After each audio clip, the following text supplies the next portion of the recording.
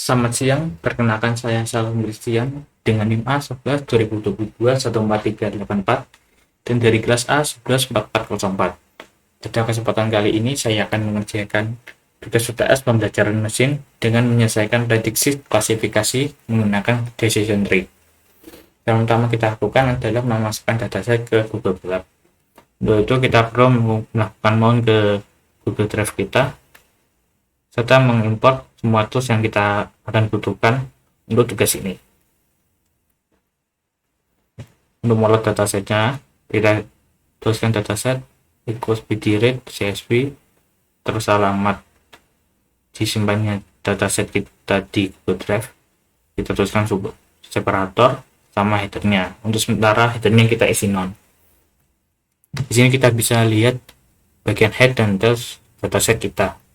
Di sini kita tahu kita punya 32.560 data. Kemudian memasukkan nama fitur ke dataset. Fitur-fitur yang kita punya untuk dataset ini adalah age, berkelas, FNL, WGT, education, education norm, marital status, occupation, relationship, price, sex, capital gain, capital loss, hours per week, native country, serta income. Di sini kita sudah memasukkan nama fitur.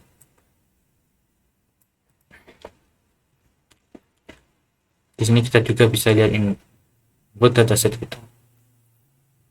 Kemudian cek data yang kosong dan rubah kata yang kosong menjadi none. Untuk kita tuliskan dataset replace space question mark np none in place true. Slide. Kemudian kita bilang dataset log is dataset log, dataset is null and the column is null sum, dan dataset standard. Ini kita bisa gunakan untuk mencari fitur mana yang datanya ada yang kosong dan berapa persen dari total. Di sini work class ada 5,6% data hilang, occupation 5,7, native country 1,8. Berikutnya drop data duplikat. Kita bisa saja langsung gunakan dataset sama dengan dataset drop duplicate. Di sini kita lihat banyak data yang hilang, terutama di bagian work class dan occupation. Drop fitur yang nilai konstan.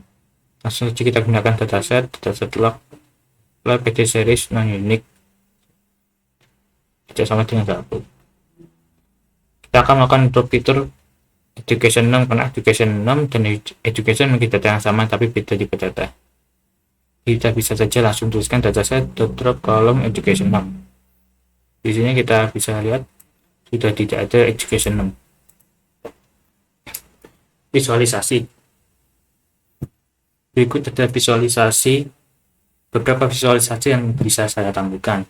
Di sini ada contohnya native country, age, kelas. Di sini banyak yang swasta dan lain sebagainya, education contohnya.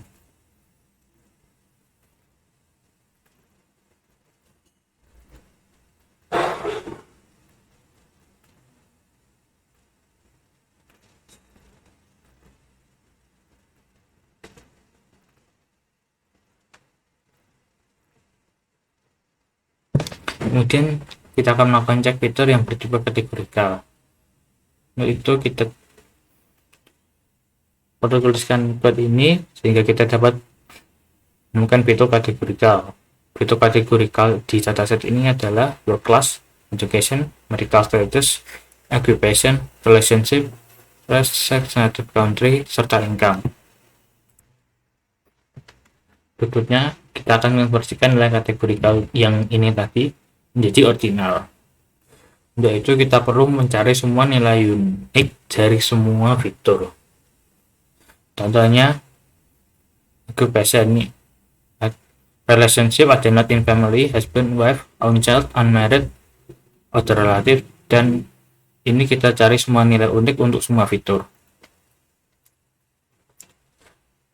Berikutnya mengubah nilai nilai unik fitur tersebut menjadi angka. Ini contohnya untuk work class. Untuk never work kita ubah jadi 0, without pay 1, private 2, state curve 3, dan lain sebagainya sampai income. Setelah diubah, kita bisa lihat untuk data type-nya berubah menjadi integer atau float. Ini untuk contohnya kita bisa lihat dari head. Ini contohnya ada work class nilai 3. Work class nilai 3 adalah contohnya state curve ini. Intinya memperbaiki nilai yang hilang. Sebelum kita memperbaiki nilai yang hilang, kita perlu mencari fitur yang datanya hilang. Setelah kita jalankan code-nya, kita bisa dapat 3 fitur yang datanya hilang, yaitu class, occupation, dan native country. Untuk itu kita cari median dari setiap fitur ini untuk memperbaiki nilai yang hilang. Jika sudah, kita cek kembali apakah ada nilai yang hilang. Kita cek kosong. Berikutnya, jika ada data yang masih objek atau string, maka kita ubah menjadi float. Sudah tidak ada, ya ada bersih. Ini adalah cek korelasi.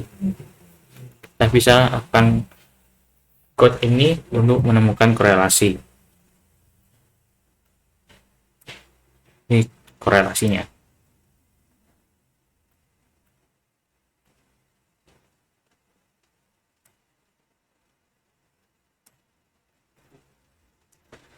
Berikutnya bagi data menjadi training dan testing.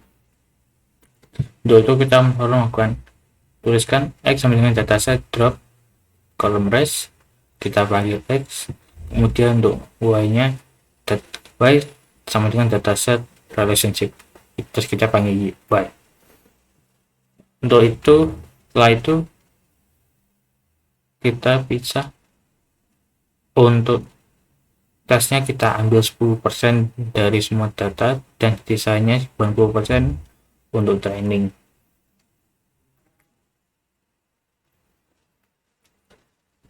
Berikutnya kita akan gunakan decision tree dan mendapatkan parameter optimal. Begitu kita tuliskan nilai 1 sama dengan np range 211, kita print nilai 1, kemudian nilai 2 np range 0 1 1 10.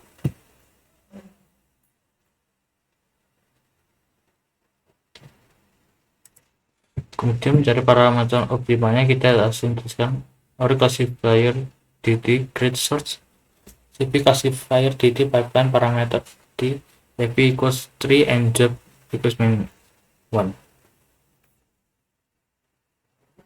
dan ini adalah code-nya. 12.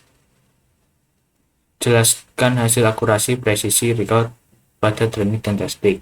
Sebelum menjelaskan, kita perlu mencari akurasi, presisi, recall pada training serta testing. Setelah kita menjalankan kode ini, kita bisa dapat akurasi, presisi, recall pada training dan tes semuanya sempurna 1,0. Berikutnya, jelaskan cara baca convolution matrix pada data testing. Ini jika kita bisa lihat, berdasarkan akurasi, presisi, dan recall pada yang atasnya ini, hasil convolution matrix menampilkan hasil prediksi yang sempurna. Sekian dari saya, terima kasih.